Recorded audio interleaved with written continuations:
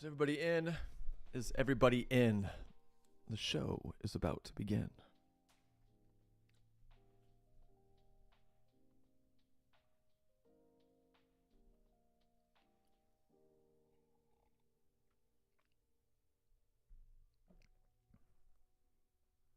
Slow day. We're going to do it. Good morning, degenerates. Welcome to another episode of Boring Crypto. A place where I read you the boring crypto news every morning, Monday through Friday, just so you don't have to. Guys, my name is not important. Let's jump right into it. Trump's WLFI tripled ETH holdings in a week amid market downturn. This is classic TradFi. Keep the price down while we buy. While retail shits their pants, freaking out. Axie Infinity teases new Web3 game as NFT outlook turns positive. Really? Interesting. Charles Hoskinson says he knew nothing of ADA being selected for U.S. Reserve. I'm going to call bullshit because my inside sources, one Crypto Crow, a.k.a. Jason Appleton, who has direct contact with Charles, asked Charles right after his meeting at Mar-a-Lago how it went. And Charles sent him a screenshot that basically said he knew what was going on. Anyway, moving on. New Hampshire Bitcoin bill passes through House committee in a landslide. That's our news today, guys. Nothing crazy going on.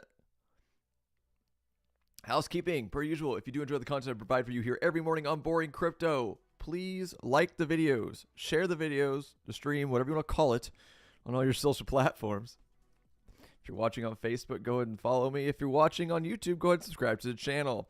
Outside of that, guys, if you want to learn how to become financially savvy, get better at trading, whether it be crypto or traditional markets, guys, click on the link that is pinned in the comments. I'll take you to the paywall of the Pip Connect Discord. That is the Andy Peters personal Discord. There's about 1,000 of us in there, all helping each other become financially savvy. Keep an eye on the market. Look for early entries, early calls, etc., etc. Helping each other out. Again, if that sounds like something you might be interested in, go ahead and check it out. If you have any questions, by all means, reach out to Andy or myself. We will do our best to get those questions answered. We'll get those questions asked for you. We'll start asking other people. We don't know. We don't have any answers. We'll get those questions answered for you and see if the Pip Connect is a right fit for you. Outside of that, good morning, Brett. Hope I'm feeling a little bit better, man. I got a physical therapy appointment today, so hopefully they'll be able to, I don't know. It's been a bunch of like throwing darts at a wall, trying to figure out what sticks, to try and figure out what's wrong with me and fix it. But physical therapy appointment today at 10:45. Hopefully get some kind of relief. On top of this nonsense, my lady threw her back out last night. Absolutely bananas. So we're both in just great shape, let me tell you. And no pun intended, we're actually in good shape. We're actually like very physical people. But getting old is a mother effer. Let me tell you, it is not the business, and it doesn't like us. So with that being said, let's jump right into the market, guys. Current market cap right now sitting at 2.96 trillion, up 0.33% from yesterday. Bitcoin dominance pretty much where it's been, 60.3%. ETH is 9.2%, and ETH gas just under 1 Gwei. We'll get you the e-transaction, guys. Fear and greed index sitting at 30, still in the fear realm, while Bitcoin's going up. Interesting. Let's go through that top 100 and see what your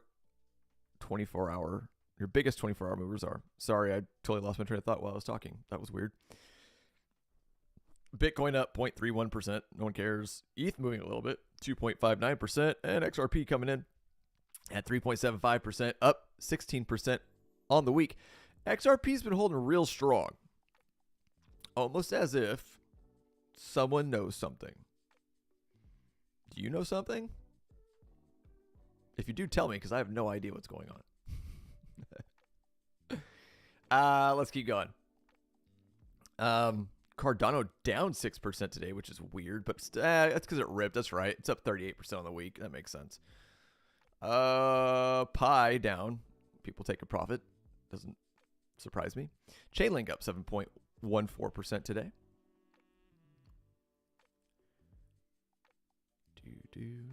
7.18% up for Near Protocol. Ondo up 11.77%, 16% on the week. Ondo looking good, guys. Ondo looking strong. You'll be strong. 16.88% to the upside for Crow. 8.86% to the upside for Render. We got stuff all over the board, guys. We've got reds, we've got greens. It's kind of a mixed bag this morning. DEXE down 7.13% today. Movements. There's so many new projects. Dude, how do you keep up with this shit? I don't know what Move is. Maybe I should look into it, but it's up 20.06% today. Excuse me. What else we got? Nothing really. Gala up 5.38. Yeah, nothing really going on. Everything else is kind of stagnant. Axie Infinity bringing your 100 spot at 2.33% to the upside. Guys, to the charts. This is the 10-minute. No one cares about that. All right, here's where we are on the 1 hour. The good news. We're putting in higher lows. Higher lows, higher lows, higher lows. If we bounce off of this 90K area, that's a good sign. What we need, though, is a higher high. Because we've not done it. And what is that at? Oh, weird. It's at 95K. Nothing going on, guys. It's nothing new. It just... I wish I had something exciting to tell you. Here's the only thing I really got going on, guys. And this is the only thing... Besides the bullish news that we're going to talk about in the bullish news in the news. Friday. Everything is dependent on Friday, right? And I want to prepare you guys. I don't want to, like, look.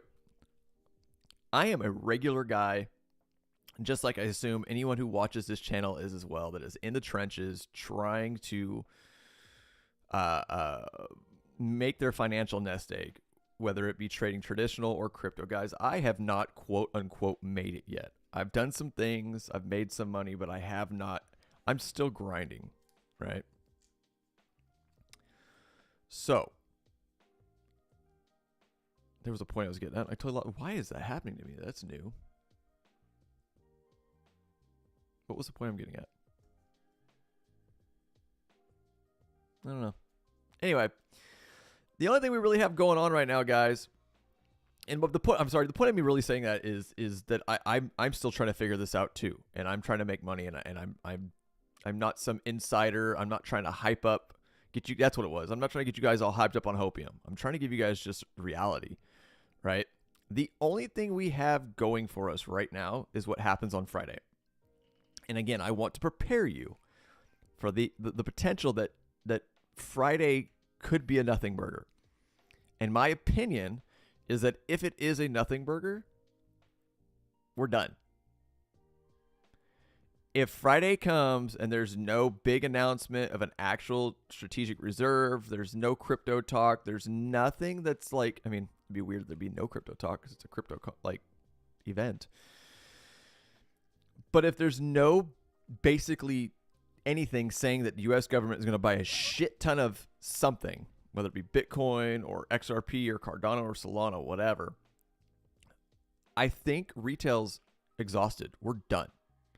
So if that is the case, one of two things are going to happen. We're either going to stay in this range and consolidate for probably another year or two, or we're going to go into a nasty bear cycle. And again, I say these things and I always hope I'm wrong when I say sad, negative stuff, but that's where we're at right now, in my opinion. And again, the point, I don't know why I totally lost my train of thought, but I did. But the whole point of me going down that road of saying that I'm a regular guy is I'm not trying to pump smoke up your ass for views. I'm not. I'm not trying to give you hopium, clickbait, thumbnails to get you to watch my channel telling you that, like XRP is going to go to $1,000 or something ridiculous like that. I'm not that guy. I do these videos and these streams. I mean, yes, I like to put the stuff out there and help people out and help them, get around curves and get ahead on things that I had to figure out by myself over years. Exactly. I love doing that, but the reality is it's selfish. It helps me wake up, look at the markets, decipher the news, see what catalysts are coming down the pipeline, et cetera, et cetera. And that's why I do it. If I wasn't doing the stream, I would probably sleep in, or I would get up and just F around and not spend the time staring at the charts as much as I should, or digging into the news as much as I should, right? So it's really selfish that I do that. And again, the reason why I'm saying all this is because I'm just a regular dude. Good morning, Jaquil? God, I'm so terrible at fucking names, man. I know I met you in Nashville, man. And it's a pleasure to always have you on the show. I appreciate you being here. Yeah, man, I'm still just a regular guy. And I'm not one of those stupid YouTubers that's going to pump you full of shit. Say, oh, I know it's going to do this, and we're going to the moon, and click on this, like that, and then buy my course. I'm just a regular dude trying to figure it out too, man. So, nothing going on right now. The zones I've been watching. Nothing has changed, and I know I've said this several times over the last few weeks, but that's where we're at. If nothing exciting, and I mean really exciting, happens this Friday, I think retail's done. They're exhausted. They're over it. I think most people are just going to exit, which might be what they want, right? Look, there's one thing TradFi does not like, and that's missing the boat. And that's why they have the money to do the things that they do, because if they do miss the boat on something, they can push it back to a point to where they're comfortable getting in at. Because they have the money and the patience to outlast retail every single day. Don't ever forget that. That is the reality of it, man. So, pay attention to Friday with what we got going on Friday, which is tomorrow. Weird. What does TradingView have for news? Extra people set to sites on 200. Oh, Jesus Christ. Guys, don't read this shit. Do not read this shit and go, oh, yeah, XRP is going to go to $222. It's not. At least not anytime in the near future. If XRP went to $222, we're talking a good majority of the financial world has to be coming into crypto. Getting rid of the USD and going into Bitcoin. You know what I'm saying? It is such an astronomical number, and the market cap would have to be so absolutely high. And I know there's all this math around, but because of this, and if they take on Swift, I get it. But until something like that changes my thoughts on looking at market cap and evaluations of tokens, I'm still going to do it the way I've always done it. And for XRP to get to $220, dude, guys, this is clickbait bullshit.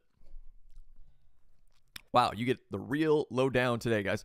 What else? Is Bitcoin price going to crash again? Yep. Clickbait. All right. What else we got? Any unemployment? Was that Monday? No, that's tomorrow. That could be it. Oh, and Powell's going to speak. Powell is going to speak tomorrow too at 12:30. These are news catalysts, guys. You might be able to trade these. What else we got? Jolt's job openings. Okay. That's it, guys, for the charts. There really is nothing going on. We're looking a little stronger. That's cool. We're kind of, I'm curious now that I'm talking about it. Let's go 4 hour.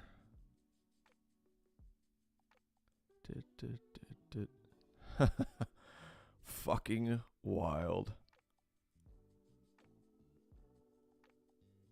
We're kind of still respecting this bottom trend of this downward trend, or idea of a downward trend, downward channel. Some fake outs. Don't take that as gospel. This is just an idea.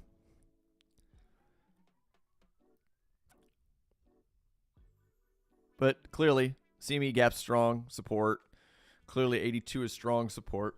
These are things that if we start going down, guys, you need to pay attention to. Levels to potentially get out, potentially put buy orders, etc., etc. 86, 670, decent support, right? 88, decent support. 90, decent support if we hold it right now. But that's it. That's all I've got for it, guys. Let's go on to the news. Let's see who's got any questions. I don't mind questions. And don't be afraid to ask questions, guys. One thing I would love to do with this channel or this stream is get some good discourse going on in the chats once we get enough, or if we ever get enough people in here to talk. There's one thing you'll hear me say a lot, and there's no such thing as a stupid question. All right? And I know a lot of people get scared to ask questions because they don't want to sound stupid. But put that aside. And that's potentially your ego, right? Who cares? Half these people you may never meet. If let's say we get the chat to 1,000 people a day, the majority of people you'll never meet in your life, so it doesn't matter. On top of that, you're never going to get the answers you need if you don't ask the questions. And when I was saying about ego is, think of it this way. I love it when people think I'm stupid. Why do I like that? Because then I can do whatever I want. Letting people think that I'm dumb is awesome. I can let them think about it like playing chess, right? If I go into a situation with a bunch of smart people and I maybe know more than them, and let's say we're negotiating a deal, or I don't know, just think of anything, any kind of scenario like that, right? If I go into that room and act like I'm stupid, most people's egos will force them to show me every card they have. They'll tell me what they're doing. They'll pump themselves up. They'll give me gossip on people that they've done business with, because I'm just some dumb idiot, and they want to look cool to me. They want me to look up to them. This is kind of a really exactly, Brett. Brett's saying people underestimate you when they think you are unintelligent. Not only that, though, but they want to show you how awesome they are. So they're gonna basically put all their shit out in front of you, which I do that quite frequently, believe it or not. So anyways, long-winded, random, psychological, weird stuff. But yeah, don't be afraid to ask questions, guys. There's no such thing as a dumb question. Not at all. So let's get on to the news. Let you guys go so you can go enjoy your day and stop listening to me ramble. Trump's WLFI triple Ether holdings in a weak mid-market downturn. Trump's DeFi platform is currently sitting on a total unrealized loss of over $89 million across its holdings. The decentralized finance platform linked to U.S. President Donald Trump significantly increased its Ether holdings over the past week as the cryptocurrency's price briefly dipped below $2,000. Trump's World Liberty Financial, the DeFi platform, has tripled its ETH holdings over the past 7 days as ETH fell below $2,000 psychological mark, reversing from $1,991 on March 4th. Cointelegraph Market Pro data shows. That's how they win, guys. They push prices down, and when everyone gets scared, they buy. I mean, it's so cliche, and it's so like, I'm sure everyone's heard it a million times. You buy fear and you sell greed. And then you buy fear and you sell greed. And you buy fear and you sell greed. And if you can control the fear and the greed, why not buy fear and sell greed? Anyways, data provided by Arkham Intelligence shows WLFI now holds about 10 million more in ETH than a week earlier. Its latest acquisition also included an additional 10 million in wrapped Bitcoin, which is weird that they're buying wrapped Bitcoin. Why? Why wrap Bitcoin?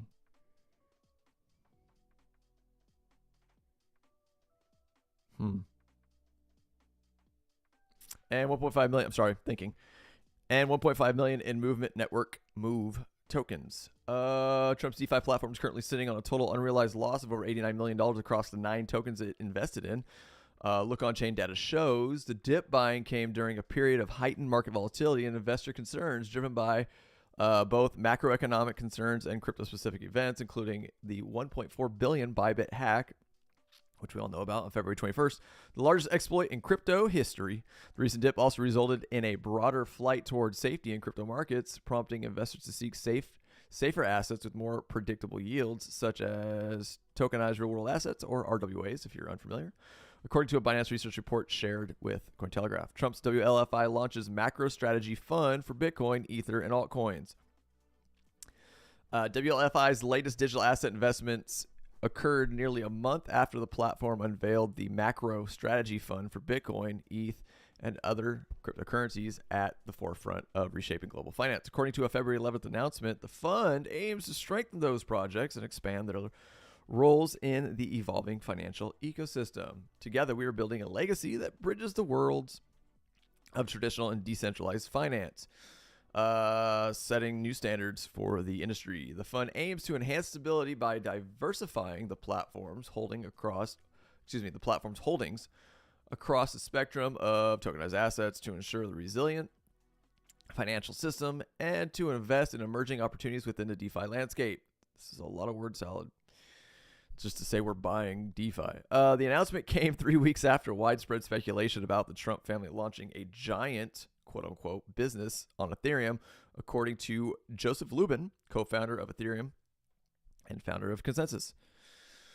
Based on what I'm aware of, the Trump family will build one or more giant businesses on Ethereum, Lubin wrote. The Trump administration will do what is good for the USA, and that will involve ETH. Lubin suggested that the Trump administration might eventually integrate Ethereum technology into government activities similar to its current use of internet protocols, which is wild to think about. Like, I don't know how I feel about this, right? Is ETH more secure than other coins like, say, Solana? Yes. But it is a congested butthole.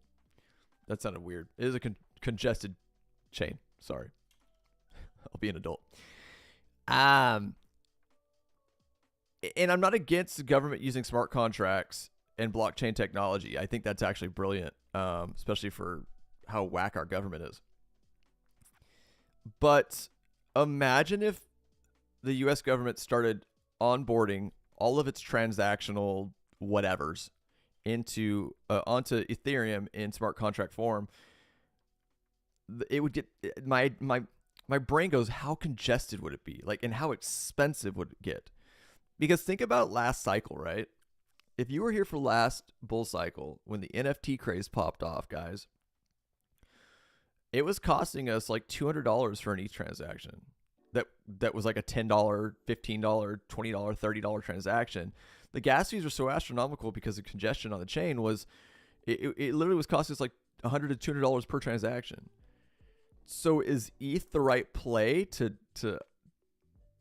do governmental smart contracts for government stuff? I don't know. Unless they can find some way to keep that gas down, it's almost counterproductive in my opinion. But I don't know. We'll see, man. I'm not that smart. Anyways, moving on. ETH is currently the largest holding for WLFI, followed by $14.9 million worth of WBTC. Why wrapped Bitcoin?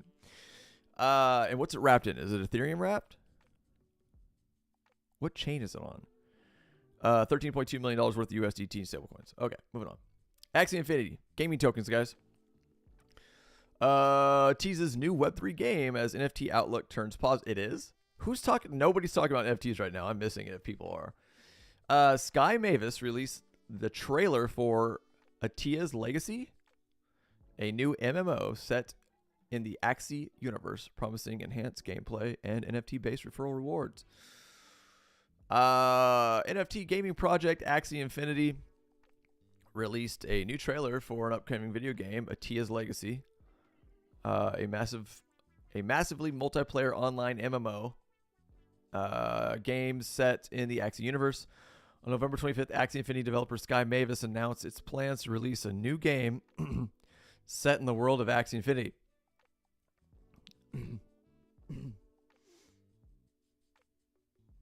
Hold up.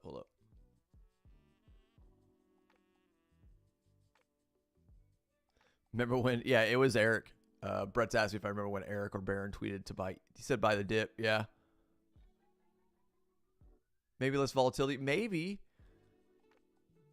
But again, they've got to really figure out that gas shit, which if they do go on ETH and they haven't figured out the gas shit, it tells me they don't understand blockchain. Because if you're launching just smart contracts, I mean, just think about it. For basic, like, just laws and bills going through Congress and even pay on smart contracts. I mean, retail NFTs push that shit to $200 a transaction. Imagine U.S. government transactions, the size of transactions that would be going through. The chain would be so congested unless they figure that out, which I know they've been trying to for forever, which is supposedly one of the reasons why Ethereum went to proof of stake as opposed to proof of work anymore. But I don't know. We'll see.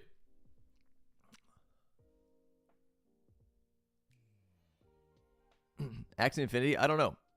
Where are they at? Let's look it up. I don't know. They've been around for a while. I mean, when gaming blew up last cycle, that's kind of where they came around from. Yeah, 100. Yeah. I don't remember. When I read that shit, man, I'm just reading it. I'm not paying attention. I mean, they're still flatlined from last cycle. $571 million market cap. About half the tokens are launched, which means the other half is about locked up because they got a fully diluted value of $968 million.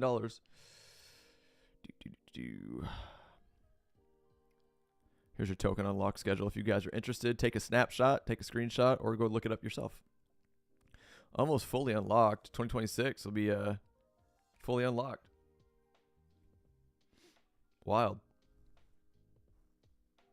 Anyways, moving on. On March 6th, Sky Mavis released a game trailer giving a sneak peek at Atia's Legacy. Sky Mavis says the game is the next chapter in the Axie Infinity universe. The team highlighted the Axie Infinity continues to empower players with true asset ownership. The trailer shows improvements to its initial iteration that featured two-dimensional Axie, blah, blah, blah. Will it let me play this here? You guys want to see the trailer for the game? Of course not. Lame. Anyways. Sky Mavis launches referral rewards in AXS. Sky Mavis said they put everything learned over the last 7 years of building and powering Web3 games into the project. The team said that if things go as planned, it will open up playtests where users can test the game in 2025. The company also deployed a referral program to attract players. Sky Mavis said users who successfully refer their friends to play would receive the game's native token Axie Infinity as rewards. AXS will be paid out for successful referrals, with more tokens unlocked as the number of onboard gamers climbs higher. Sky Mavis said it would ship a playable minimum viable product that features squad-based combat, unified progression, player versus player environment, resources, and crafting social interactions. However, the company did not provide specific timelines for shipping the game. Cool. Kind of a nothing burger. Moving on. Charles Hoskinson says he knew nothing of ADA being selected for U.S. reserves.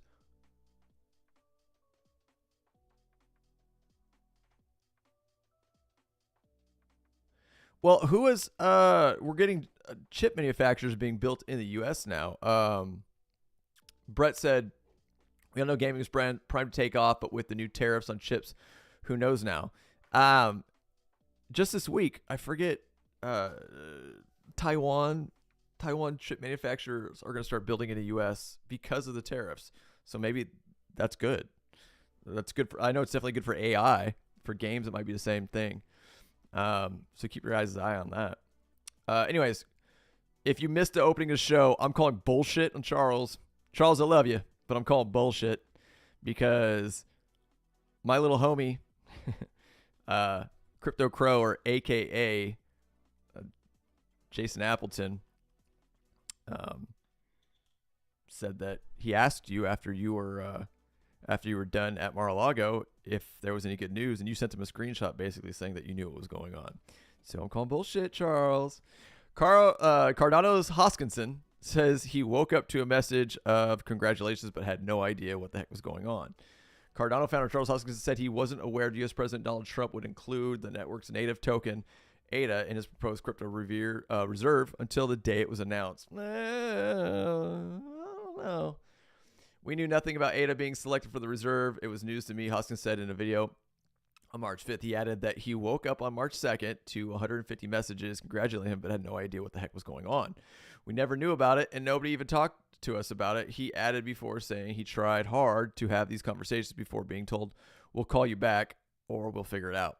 Donald Trump proposed a U.S. crypto reserve on March 2nd, stating it would obviously contain Bitcoin, ETH, but caused a reaction from some of the industry, also including XRP, Solana, and Cardano.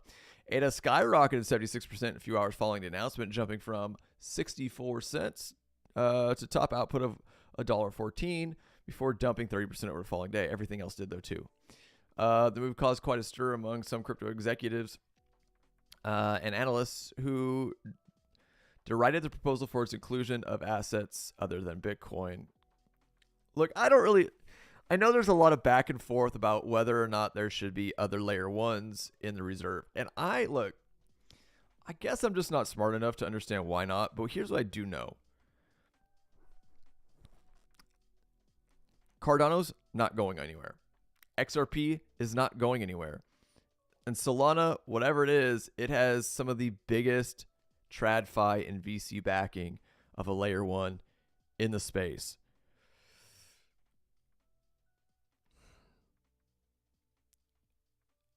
You've got to understand that there's other things besides Bitcoin. Bitcoin has its thing, and it's not this advanced technology anymore. I'm not downplaying Bitcoin. It has its purpose. That's awesome. But why would you leave money on the table is all I'm getting at. As other layer ones become let's say that Bitcoin is Coca-Cola and Ethereum is Pepsi. But why are you going to not capitalize on your Red Bulls and your Rockstars or your Sprites, if that makes sense? Why not capitalize on it? Because you know they're going to be profitable, and you know they're not going anywhere. You know they're only going to climb in value. Yes, more volatile possibly, but in that volatility is where the money is made. If they know that a bull market or a bear market's coming, cool. Get the laws passed now to where you have it in a reserve, and then start buying, like DCAing. Because if we go into a nasty bear market again, which I believe we will, I mean, it's history. It's what happens. They're going to suck this up like a Hoover vacuum cleaner, and they're going to end up on top. Because that's what we've all been doing for quite some time. So it's just some food for thought. Maybe, Brett. It might be, but so look, here's the weird thing about Solana. Solana is that chain that whenever there's a new niche that goes off, it's cheap and it's fast. So people are always going to build on it. Like last cycle, What popped Solana? It was NFTs. It was absolutely NFTs. And then it died because of the whole FTX and Sam Bankman-Fried shit. And then what happened? Memes went ham. So people flocked to Solana to build memes and keep that going up. But that doesn't mean it's a bad chain. It's just quick, fast, and easy. So there's going to be a lot of people doing quick, fast, and easy shit on it. But that doesn't mean that people can't build good projects on it. It's still a good layer one, cheap, fast, and easy. All right. So as the space advances and more people are developing shit that's actually good for the space and has good technology, why wouldn't they build on Solana? And again, I'm not saying they should or shouldn't, but why isn't anyone building on Cardano? Because it's a little clunky. It might be the most decentralized. It might be the most secure. It might be everything that Charles says it is, but it is fucking clunky. It is not easy to build on, because if it was, people would be building on it. Well, think about it this way too, Brett. I covered it a couple days ago. Brett saying, sorry guys, I'm reading the chat, not reading it and answering questions to it. It says, is Solana only propped up by the meme coin market? And I answered that. And he says memes are popping now. Well, they're not really. They fell off. I covered an article just this week that said 67% of the meme market has died. That's huge. So with that being said, what did Solana go down to? $135? 125? I mean, that looks pretty solid to me, man. You know, we went all the way down to $8 after the FTX and during the bear cycle, the last bear cycle. We went all the way down to $8, but we're hovering now at $148, even though we're not busting new all-time highs, whatever. But that's not bad. Again, it's not a bad blockchain. People are just degenerates and using it to do degenerate shit. That doesn't mean in the future they won't. That's all I'm saying. So sorry guys, way off topic.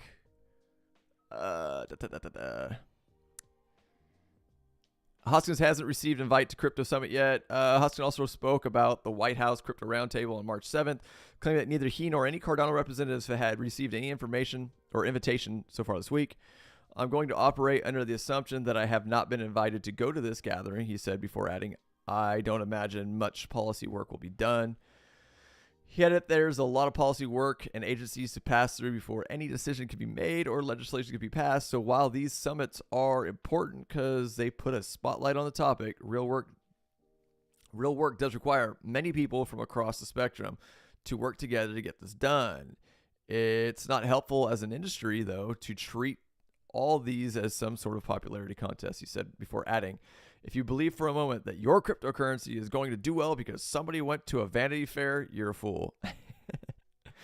Meanwhile, Fox Business correspondent Eleanor Terrett reported that Senator Tom Emmer and Representative Brian Steele hosted a quote-unquote crypto power launch to discuss digital asset policy initiatives and legislation on March 5th. Attendees include representatives from crypto creator organizations, including the Digital Chamber and Blockchain Association, in addition to corporate representatives from Paradigm, Andreessen Horowitz, Coinbase, Consensus, and Anchorage Digital, she said. Right. All right, and I'm not going to read this, guys. I just want you to know that the New Hampshire Bitcoin bill has gone through the House committee in a landslide, which means it will now move on to the Senate, I'm assuming. New Hampshire Bitcoin bill will now be voted in the House after its House Commerce Committee voted in favor of the bill 16-1. So it still needs to go get voted in by the House, but it will be now brought to the floor, I'm assuming. Yeah. New Hampshire House Committee passed the U.S. Senate Bitcoin Reserve Bill in a 16-1 vote on March 5th, making the latest U.S. state to send a Bitcoin bill to the House for a full floor vote. That's right. There you go. So we'll see what the House does. If you live in New Hampshire, call your representative. Tell them, listen, motherfucker. Excuse my language.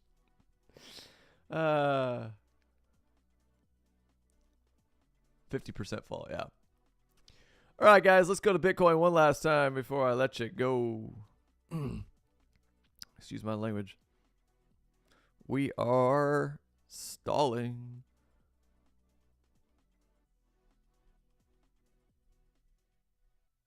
Putting support in the 90K area. Hopefully. Hopefully it holds. That's it, guys. That's all I've got for you this morning. If you do enjoy the content I provide for you here every morning on Boring Crypto, please, by all means, like the videos. Subscribe to the channel if you're on YouTube. Follow me on Facebook. Share the stream on all your social channels. Tell everybody. And if you want to become more financially savvy, learn how to trade crypto, learn how to trade traditional market stuff, want to be part of a community to help you get better at all of it, guys, click on the link that is pinned in the comment. That'll take you to the Pip Connect Discord, Andy Peters' personal Discord, guys. If you have any questions about that, by all means, reach out to myself or Andy. We'll do our best to get those questions answered for you. And outside of that, guys, I will see you bright and early Friday morning, which is tomorrow. I am